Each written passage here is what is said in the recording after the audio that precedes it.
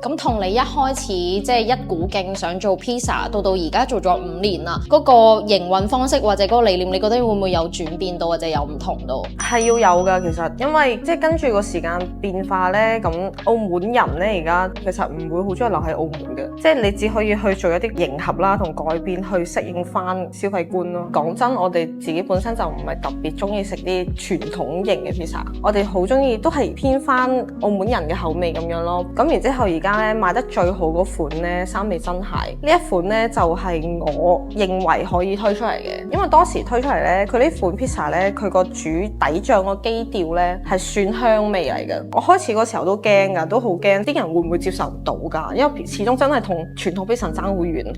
我哋都有揾咗好多當時過嚟買 pizza 嘅客人做堂食嘅咁樣，我就俾佢試食，然之後諗唔到咧，其實大家接受度都好高，因為當時我哋做咗一個調整嘅，本身用嘅嗰個配比咧，氹仔店嗰時候咧，我覺得係應該偏濃少少嘅，澳門店用嘅配比係偏淡啲嘅。點解咧？因為意見不合啦。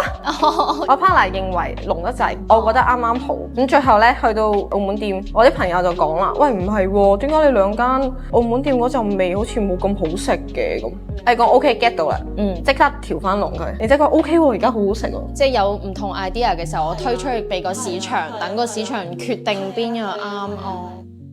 關注正能量，正水好拍檔。